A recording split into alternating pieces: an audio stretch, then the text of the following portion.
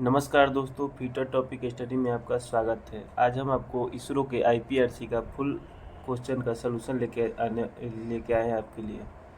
तो चलिए, आज 2000 ये एग्ज़ाम डेट कब का है? 21/4/2018 का है। अगर आप फ्यूचर टेट से हैं तो ये आपके लिए बहुत हेल्पफुल साबित होगा ये सलूशन। इसमें जो पूरा मैथ से लेके एक भी क्वेश्चन को छोड़ा नहीं गया, पूरा फुल क्वेश्चन का एनालिसिस आपको इस वीडियो में देखने को मिलेगा। वीडियो अच्छा लगेगा तो लाइक ज़रूर कीजिएगा। चैनल पर नए हैं तो ऐसे और अपडेट पाने के लिए हमारे चैनल को सब्सक्राइब ज़रूर कीजिएगा। चलिए क्वेश्चन की तरफ चलते हैं। देखिए, पहला क्वेश्चन है, 10 छात्रों के एक प्रश्नोत्तरी में भाग लिया। यदि लड़कियों की संख्या से 4 अधिक है। यदि अगर हम बात करें गर्ल्स की जो संख्या है बॉय की संख्या से 4, ये इसका x है तो ये कितना हो जाएगा? x+4 हो जाएगा। ठीक है, तो सीधा ऑप्शन ले लेते हैं। x की जगह पर हम 7 रखते हैं। पहला ऑप्शन लीजिए, x 7 लीजिए और यहाँ भी x के 7 लेंगे तो यहाँ हो जाएगा 7 + 4 11। इसका 11 आएगा, इसका 7, तो टोटल क्या हो जाएगा? 17 हो जाएगा। ये गलत हो जा रहा है। दूसरा ऑप्शन लेंगे। देखिए, इसमें बॉय कितने हैं? 3, और बॉय हो जाएगा 3 x के जगह पे, और गर्ल के जगह पे क्या कह रहा है? 4 अधिक है, बॉय से 4 अधिक है तो 3x+4 करेंगे, मतलब कि 3+4, तो ये आपका क्या बन के आ रहा है? 3, और इसका हो जाएगा 7। तो 3 7 में जोड़िएगा तो कितना हो जाएगा? 10 आ गया आपका। तो इसलिए इसका क्या आंसर हो जाएगा? ऑप्शन बी राइट आंसर हो जाएगा। कह रहा है ऑप्शन दूसरा नंबर क्वेश्चन पे, नीचे दी गई अंकगणित श्रेणी में अगला पद क्या होगा? श्रेणी का अगला पद निकालने के लिए देखिए, यहाँ से अगर आप गैप चेक करेंगे तो -5 और -1 के बीच में कितना का गैप है? तो यहाँ से कीजिएगा तो +4 ऐड किया गया है। और 1 से 3 के बीच में कितना का गैप है? 1 से 3 के यहाँ भी +4 ऐड किया हुआ है। फिर 3 से 7 के बीच में 4, तो ऐसे ही जब 4 का अंतर है तो 7 और +4 कर देंगे तो क्या हो जाएगा? 7 + 4 = आपका 11 आंसर हो जाएगा। देखिए, कोई भी क्वेश्चन में डाउट हो तो आप कमेंट जरूर करिएगा। फुल आपका जो है सॉल्यूशन इसमें मिलेगा, कोई भी क्वेश्चन में डाउट नहीं रह पाएगा। ये कह रहा है कि एक सीढ़ी को दीवार के सामने रखा गया है। दीवार से 4 मीटर की दूरी है और उसका शीर्ष से भूमि से 3 मीटर की ऊंचाई पे है। मतलब कि ये देखिए, ये 4 मीटर है और ऊंचाई 3 है, और यहाँ सीढ़ी जब भी लगेगा तो तिरछा ही लगता है।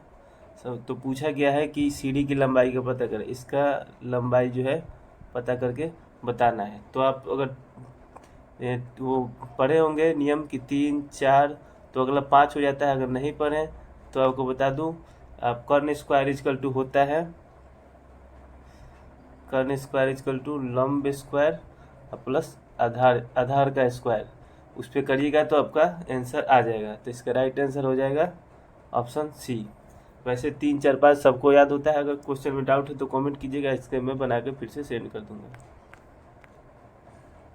देखिए, 4 नंबर क्वेश्चन का है, नीचे दिए गए समकोण त्रिभुज में साइन ए का मान ज्ञात करें। साइन थीटा इक्वल टू आपको पता है क्या होगा? कोण, इसका पूछा गया है।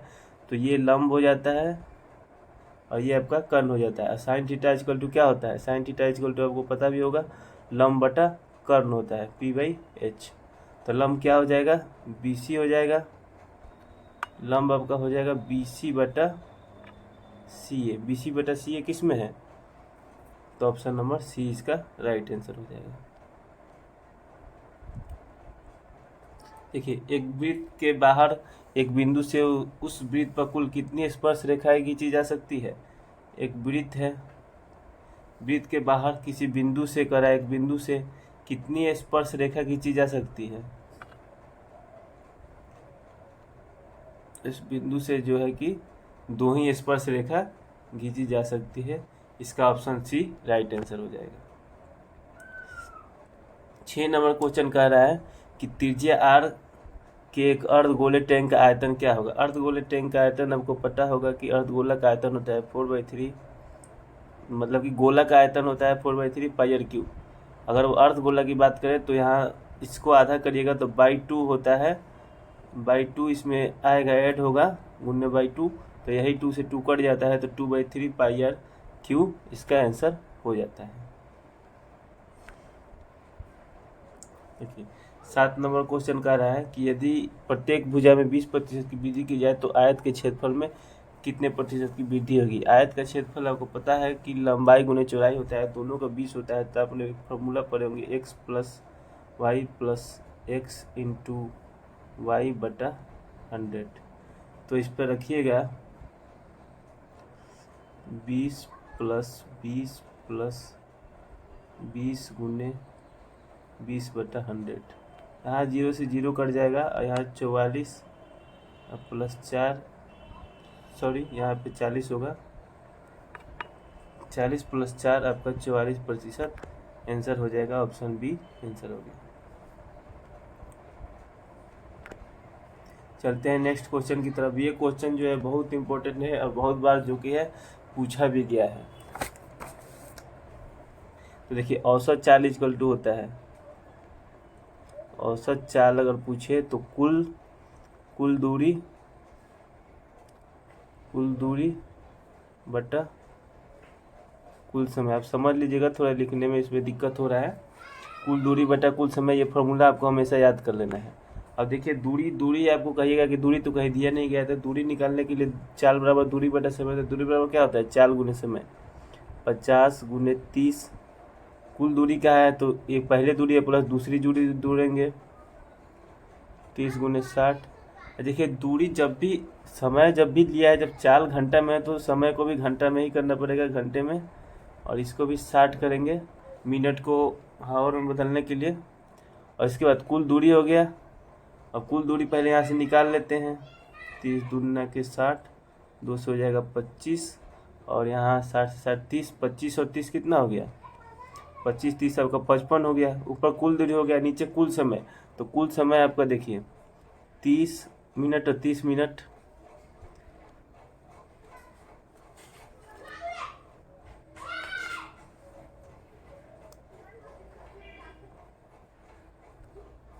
एक मिनट। देखिए कुल दूरी अब कितना हो जाएगा, कुल समय हमारा कितना आया था, 55 आया था। और कुल समय 30 प्लस 30, ये मिनट में है दोनों समय। तो इसको हावर में बदलने के लिए 60 से भाग देंगे। तो ये हो जाएगा 55 बट्टा में 60 डिवाइडेड बाई 60। तो ये हो जाएगा। तो इसलिए राइट आंसर आपका क्या हो जाएगा, 55 हो जाएगा। कोई भी डाउट नहीं रहना चाहिए। देखिए 9 नंबर क्वेश्चन कहा है, देखिए 9 नंबर क्वेश्चन कह रहा है यदि 1/2b इक्वल टू 1/3 तो b का मान बताएं। तो b का मान बताएं। तो b का मान निकालने के लिए क्रॉस मल्टीप्लाई कर दीजिएगा। तो यहाँ से देखिए, यहाँ से जब जाएंगे तो 3 में 1 से कीजिएगा तो 3 इक्वल टू 2b हो जाएगा, हो रहा है ना। तो फिर से देखते हैं 1/2b इक्वल टू 1/3। तो यहाँ से जब क्रॉस मल्टीप्लाई कीजिएगा तो यहाँ से हो जाएगा 2b उधर जाएगा, 2b इक्वल टू 3 होगा। और तो फिर b इक्वल टू निकालिएगा तो 3/2 इक्वल टू 1.5। 3 में क्या आधा कीजिएगा तो 1.5 हो जाएगा। तो इसलिए राइट आंसर क्या हो जाएगा, राइट आंसर आपका हो जाएगा ऑप्शन नंबर डी। चलते हैं अगले क्वेश्चन की ओर। एक समचतुर्भुज के दो भुजाओं के बीच के अंतर्गत कोण को पूछा गया है। तो एक समचतुर्भुज के बीच का कोण होता है 120 डिग्री। ये आपको याद कर जाना है। एक उदासीन विलयन का पीएच मान पूछा है। तो उदासीन विलयन का पीएच मान आपको याद होगा 7 होता है। और 7 से कम होता है वो अम्लीय होता है, 7 से अधिक होता है, 7 से अधिक होगा तो क्या हो जाता है, वो क्षारीय हो जाता है। देखिए एल्युमिनियम की एक मोटी ऑक्साइड परत बनाने की प्रक्रिया को क्या कहते हैं। तो कितने लोग यहाँ पे गैल्वेनाइजिंग लगा के आएंगे, लेकिन ये नहीं होगा। यहाँ क्या बोलते हैं, एनोडीकरण बोलते हैं।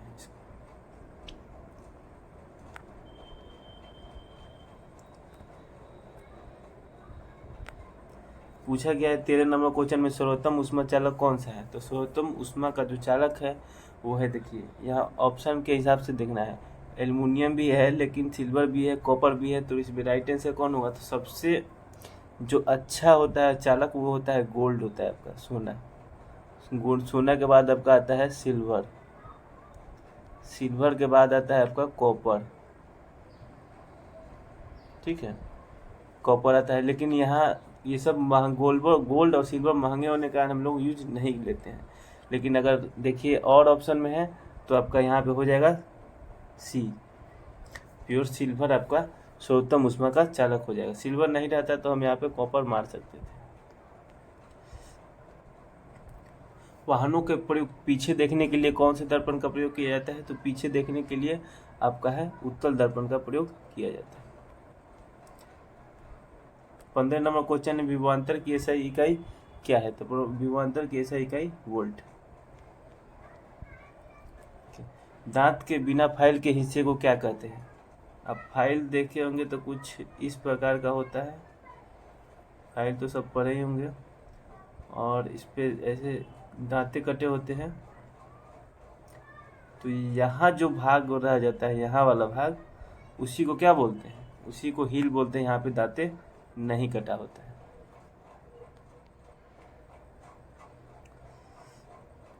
यहाँ पूछा गया है, क्या पूछा गया है कि धातु काट आरी ब्लेड की लंबाई को कैसे मापा जाता है?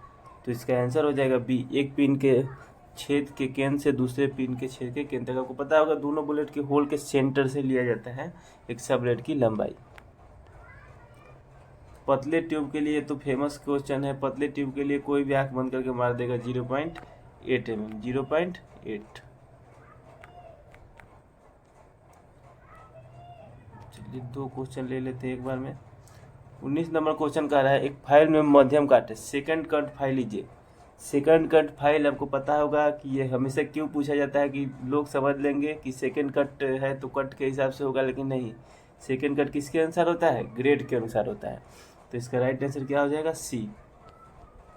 और देखिए पूछा गया जेनी कैलिपर को कहा जाता है, तो जेनी कैलिपर को क्या कहा जाता है? तो आपको पता होगा जेनी कैलिपर, ऑर्ले कैलिपर, इसे और हर्माफ्रोडाइट कैलिपर के नाम से भी जानते हैं। तो इसका राइट आंसर हो जाएगा सी। कह रहा है the slot on angle plate provide for, angle plate में स्लॉट किस लिए प्रोवाइड किया जाता है? तो क्लैंपिंग बोल्ट को क्लैम्प करने के लिए। 22 नंबर है, the measurement are set to the divider usually with, divider का प्रयोग किसके साथ किया जाता है? तो आप कभी जेनी कैलिपर के साथ किए हैं? नहीं किए हैं। वर्नियर कैलिपर के साथ किए हैं? नहीं किए। माइक्रोस्कोप नहीं किए। तो आंसर क्या हो जाएगा इसका? स्टीरूल राइट आंसर हो जाएगा।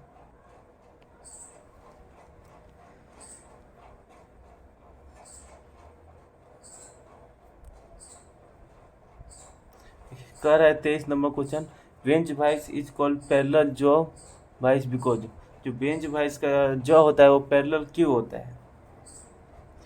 तो इसके मूवेबल जबड़े जो स्थिर जबड़े के समानांतर चलते हैं। तो आपका पता हो जब मूवेबल होता है फिश के समानांतर चलता है, इसीलिए इसका जो है बेंच वाइस का समांतर जबड़ा वाइस को कहा जाता है।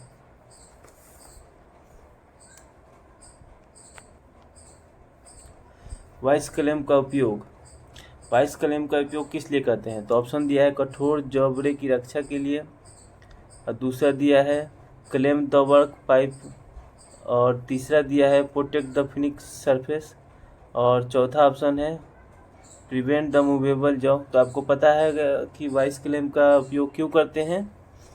तो क्यों करते हैं? तो इसका ऑप्शन हो जाएगा राइट आंसर सी, परिष्कृत पृष्ठ को सुरक्षित रखने के लिए।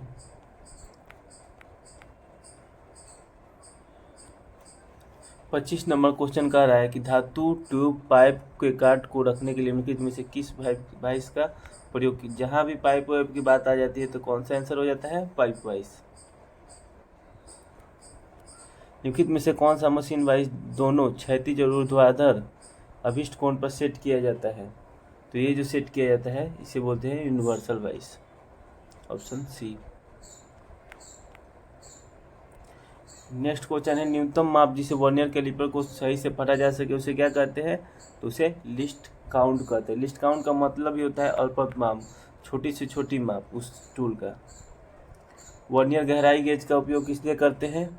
तो होल खांचा स्लॉट और स्टेप्स को मापने के लिए। देखिए हिंदी में कुछ अलग हो जाता है और इंग्लिश में अलग हो जाता है, इसलिए हिंदी इंग्लिश दोनों पढ़ा कीजिए। माइक्रोमीटर में रेचेट स्टोप देखे होंगे आप। माइक्रोमीटर के जो लास्ट में होता है रेचेट स्टोप होता है, जिसमें आपका कौन सा थ्रेड कटा होता है, तो थ्रेड होता है उसमें बटरस थ्रेड कटा होता है। बटरस थ्रेड की अगर बात कर ले थोड़ा सा, तो एक तरफा लोड के लिए जहाँ होता है वहीं यूज किया जाता है। तो 29 का हमारा आंसर क्या हो जाएगा, सोचिए आप लोग। इसका हो जाता है कंट्रोल द प्रेशर, क्योंकि जब रीडिंग लिया जाता है ना तो थिम्बल को घुमाइएगा तो ज़्यादा घूम जाएगा, इसीलिए रेचेट स्टोप से टुक टुक टुक टुक आवाज़ करने लगता है जब रीडिंग कंप्लीट हो जाता है। माइक्रोमीटर में शून्य त्रुटि का मतलब है, तो शून्य त्रुटि का मतलब होता है थिम्बल का जीरो और स्लीव पर निर्देशित रेखा संपादित नहीं, मतलब कि थिम्बल का जो जीरो है और स्लीव का जीरो आपस में दोनों नहीं मिल रहे हैं, इसी को जीरो एरर बोलते हैं। बाह्य व्यास की सक्रियता की जांच के लिए निम्नलिखित में से कौन सा प्रयोग किया जाता है, तो इसका आंसर हो जाता है आपका डायल टेस्ट इंडिकेटर। बाह्य व्यास की संकेंद्रता की जांच के लिए डायल टेस्ट इंडिकेटर का प्रयोग किया जाता है। ठीक है, 32 नंबर का आपका क्वेश्चन है, केवल यह सुनिश्चित करने के लिए बड़े पैमाने पर उत्पादन कार्यों का आकार निर्धारित सीमाओं के अंदर करने के लिए, बड़े पैमाने का जहाँ आ जाता है वहाँ पे हम किसका यूज करते हैं, गेज का यूज करते हैं। 33 नंबर क्वेश्चन है, सीमा गेज नो गो सीमा होता है कि लिमिट गेज दिया है। लिमिट गेज में आपका, अगर लिमिट गेज की यहाँ बात करें तो इस क्वेश्चन में हल्का डाउट है। लिमिट गेज केवल दिया है ये नहीं, लिमिट गेज में आपका प्लग गेज आता है, स्नैप गेज भी आता है, सभी गेज इसके अंतर्गत आते हैं। तो इसमें हम ये नहीं कह सकते हैं कि कौन मैक्सिमम होगा क्या मिनिमम होगा। ठीक है, तो इसका आंसर आप कमेंट करिएगा 33 नंबर का। इस क्वेश्चन को हम छोड़ देते हैं। बर्मा में शंकु के आकार का सिरा जो कर्तन करता है वो क्या कहलाता है। 34 नंबर क्वेश्चन है, बर्मा में शंकु के आकार का हिस्सा जो क्या कहलाता है, तो आपका पॉइंट कहलाता है। 35 नंबर आपका क्वेश्चन है, निम्नलिखित में से कौन सा टेपर टैंक बर्मा का हिस्सा है जो बर्मा मशीन तड़कू की स्लोट में फिट बैठता है, तो इसका हो जाएगा टैंक। 36 नंबर क्वेश्चन है, समान प्रयोजन के लिए एथिट बर्मा का पॉइंट कितना होगा, तो इसका हो जाता है 118 डिग्री।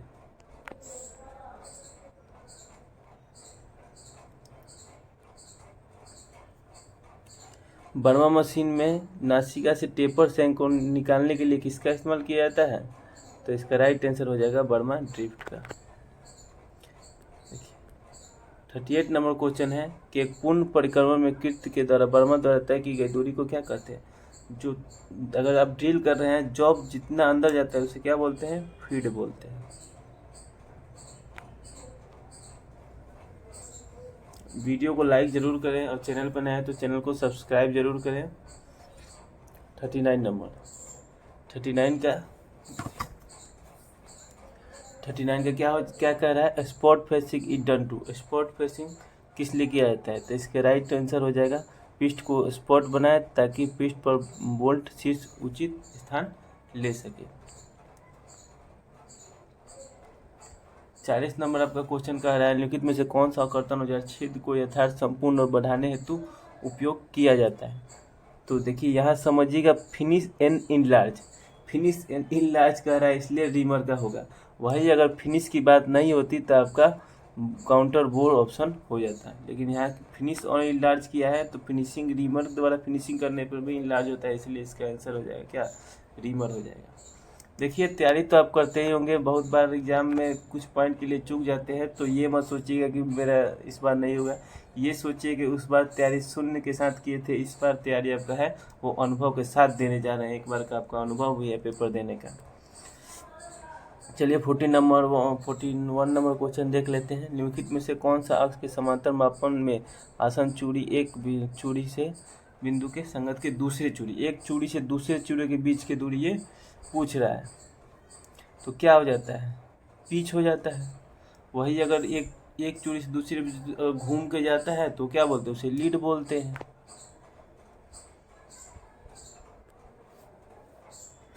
निम्नलिखित में से किस मशीनरी ऑपरेशन में एक छिद्र या पिस्ट के माध्यम से एक औजार को ढकेला या खींचा जाता है, तो इसका राइट आंसर हो जाएगा ब्रोचिंग। लिखित गुणों में से कौन सा अपघर्षण को प्रतिरोध देता है? तो अपघर्षण को प्रतिरोध कौन देता है? हार्डनेस देता है, सबको पता है। तार और केबल के निर्माण के लिए, तार के निर्माण के लिए कौन सा गुण होना चाहिए? तो आपको पता है डक्टिलिटी का गुण होगा, तभी तो आप तार बनाइएगा, है ना।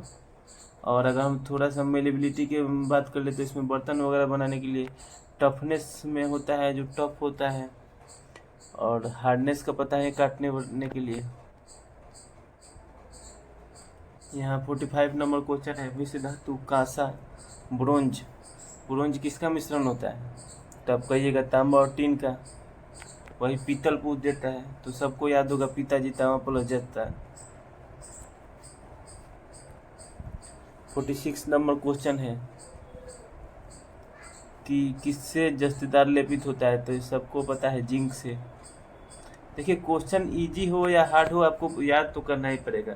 एग्जाम में क्वेश्चन देख के भूल जाइएगा, इसलिए ये मत समझिएगा कि इजी है तो उसको अपडेट कर लीजिएगा एक बार। जैसे कंप्यूटर को अपडेट किया जाता है, एक बार खुद को भी अपने आप को अपडेट कर लीजिए कि हाँ जिंक है तो इसका ये होगा। एनीलिंग का मुख्य उद्देश्य पूछा गया है, तो एनीलिंग का मुख्य उद्देश्य क्या होता है? ये थोड़ा क्वेश्चन अच्छा क्वेश्चन है। तो यांत्रिकरण में सुधार करना, टू इम्प्रूव मशीनेबिलिटी। अलग अलग व्यास के दो पाइपों को साथ में जोड़ने के लिए किसका प्रयोग किया जाता है? देखिए एक बड़ा व्यास हो गया, छोटा व्यास हो गया, तो इसके लिए रिड्यूसर का प्रयोग किया जाता है। कुछ ही प्रकार का होता है आपका रिड्यूसर। रिड्यूसर से दो अलग अलग साइज के पाइपों को हम एक साथ जोड़ सकते हैं।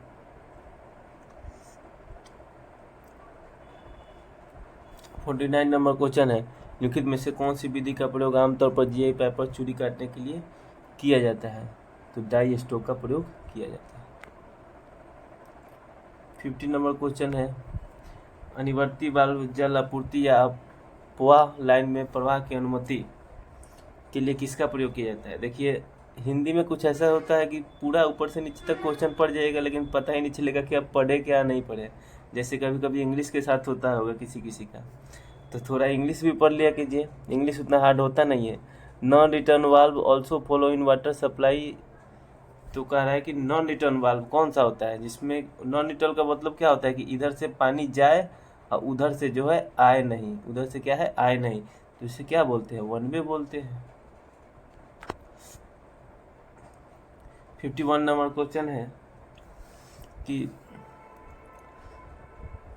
के लिए समानता अंतर परिवर्तनीय लागू होता है। थोड़ा इंग्लिश में इसको पढ़ लेते हैं। Interchangeability normally apply for, interchangeability का प्रयोग कहाँ किया जाता है? तो मास प्रोडक्शन में किया जाता है।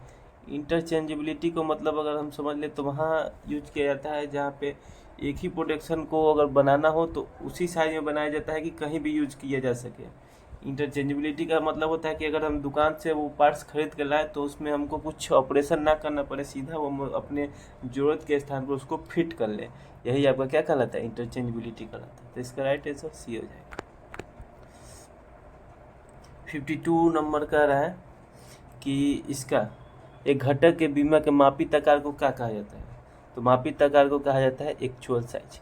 Actual size, nominal size, basic size, इसमें थोड़ा डाउट नहीं रखिएगा, ये तीनों डाउट अपना क्लियर करके जाइएगा। देखिए यहाँ जो पूछा गया है कि द घटक के बीमा का मापित आकार मतलब कि जो जॉब जो है बन जाता है तो उसको जब मापिएगा तो क्या बोलते हैं? उसे हम लोग बोलते हैं एक्चुअल साइज। फीटर से है तो आपको लोहा तो घिसना ही पड़ेगा, ये तो फिक्स है।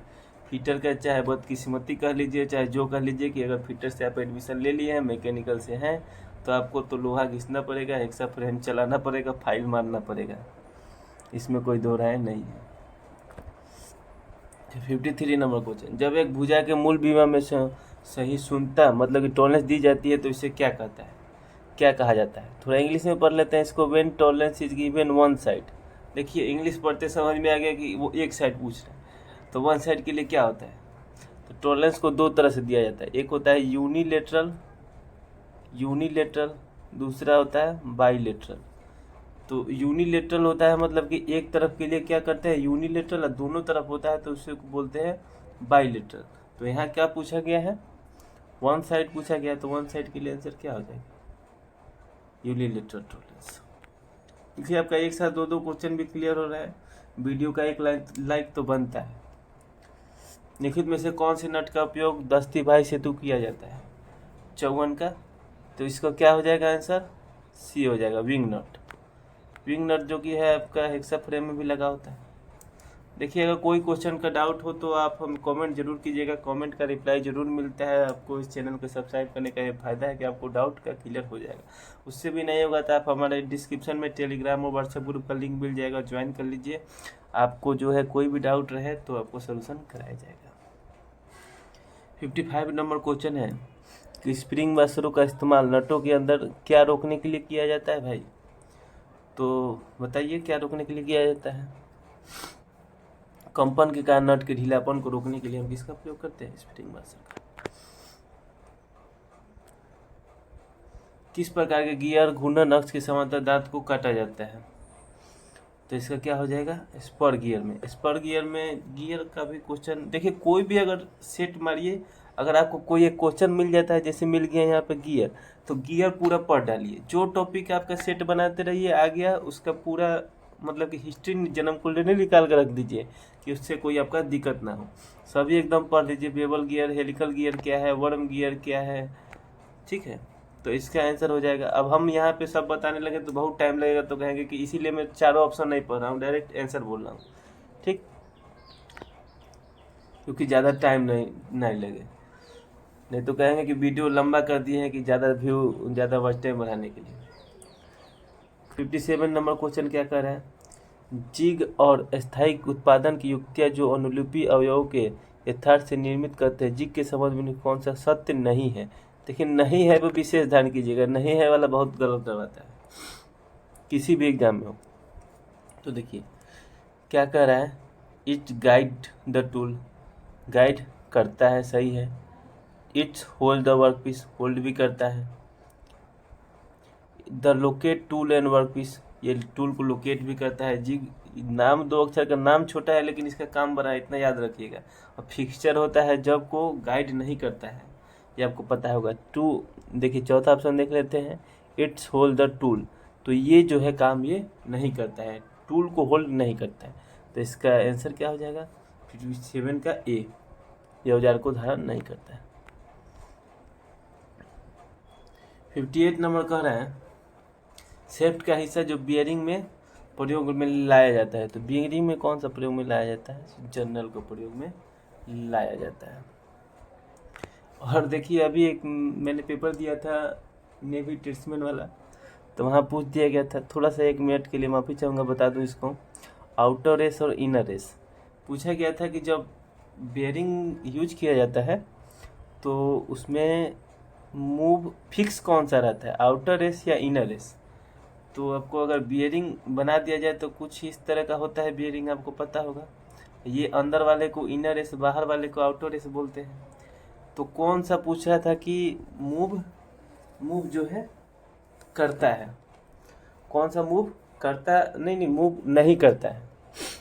तो देखिए, अगर आप हाथ में लेके यूज, सब हाथ में लोग लेके यूज करते हैं बेरिंग, तो इस भाग को पकड़ लेते हैं और बाहर वाले को घुमा देते हैं, तो बोलते हैं कि आउटर रेस घूम रहा है, आउटर रेस घूमता है। लेकिन जब रियल यूज कीजिएगा तो ये भाग तो इसके क्लेम के साथ फिक्स हो जाता है, आउटर रेस, और जो है अंदर वाला मूव करता है इनर रेस। इसलिए तो जो फिक्स होता है वो आउटर रेस ही होता है। इसको प्रैक्टिकल से समझिएगा तो समझ में आ जाएगा, इसीलिए मैंने सोचा कि चलो बता ही दूँ। 59 नंबर क्वेश्चन है आपको एल्युमिनियम, ये तो फेवरेट क्वेश्चन है, ड्रिलिंग करने के लिए, काटने के लिए हमेशा पूछता है, ये तो सबको याद ही होगा। आपको एल्युमिनियम पर चोरी करना है, निम्नलिखित में से किस शीतक द्रव का उपयोग करेंगे? 59 का बी, केरोसिन। मेरे जितने भी दोस्त ये वीडियो देख रहे हैं उनसे मैं एक ही रिक्वेस्ट करूंगा, आप चैनल को सब्सक्राइब करें या ना करें आपकी मर्जी, लेकिन वीडियो को लाइक जरूर करें और कमेंट में अगर अच्छा लगा हो तो कमेंट में थैंक यू भाई जरूर लिखें। देखिए लास्ट क्वेश्चन है IPRCM 2018 का फीटर का टेक्नीशियन बी का क्वेश्चन जो का सॉल्यूशन करवा रहे थे। लास्ट नंबर क्वेश्चन देखते हैं क्या कह रहा है। लिखित में से कौन सा जोड़ने के तरीकों का परिणाम मूल धातु के संलयन में होता है?